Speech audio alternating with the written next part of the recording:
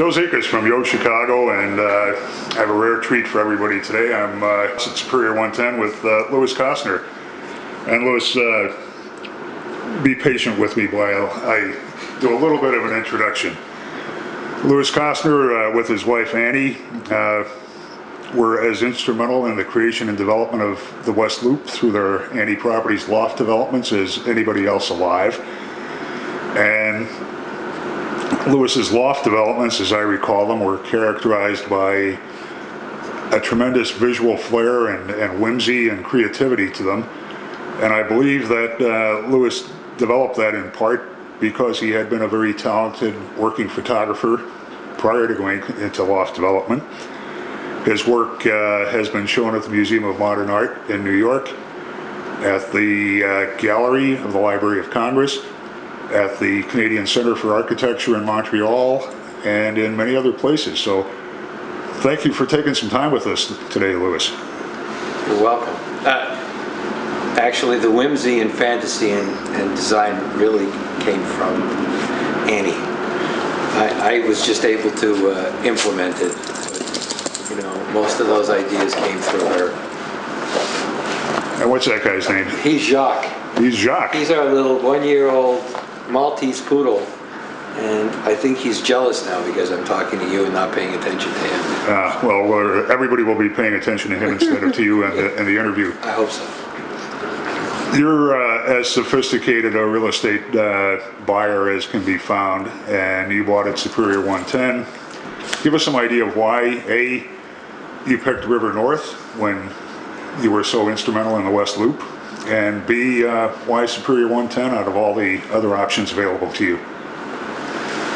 When we started looking at a place to move to, and we loved the place that we moved out of, there were a few issues for us in terms of we needed a larger space than where we were living, and we had decided years ago to come back into the Loop, and we were actually one of the building we came from was one of the first high-rise buildings in the Loop, and so we thought we'd give it a try, and we loved it, and we still love it. It's just that we just didn't have a big enough apartment, so we decided we wanted to stay close to downtown, be within walking distance of Michigan Avenue, all the stuff that goes on over here, and then we had three criteria. The one of course was the location had to be where we wanted. The second would be that we could build the space and get the size of space that we wanted, and the third was the building itself, the visual or the architecture. And you know, we bought here before the building was built, so all we saw was the model. But we really wanted, and we knew the architects a little bit, Jim Plunkard, and we wanted to live in a building that was modern and spoke of today.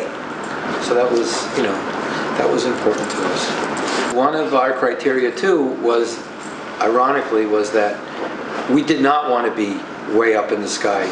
We decided we wanted to be closer to the street because we could see what was going on. So we're probably about as high as we wanted to go. We could have even been higher in this building, but we decided that we wanted to stay at a place where we could actually have a conversation with somebody down there if we yelled loud enough. Have your expectations been borne out after buying from plans? Yes, 100. John Zitzman, who's the developer with JFJ, has bent over backwards and really, I think more than anything, understood what Annie and I were looking for and worked with us every step of the way. I mean, we designed this entire space, and John worked with us on it, and John's guys built it, and they did a terrific job. So he's really a first-class, top-notch developer, but I would say more than anything else, he has the integrity to stand behind his product, and he's done so. I can get into lots of details about specific things about the building. What's the most pleasant surprise you found after moving in? We weren't sure what it would be like to live in a glass house. you know, I had spent a lot of time looking at the glass house that Philip Johnson built behind his house in Connecticut.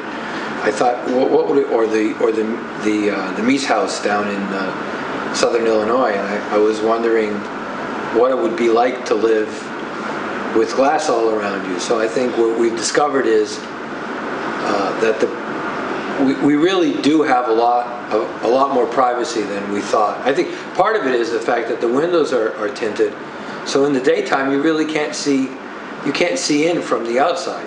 At night you can see in, but not as openly as if you had an untinted window.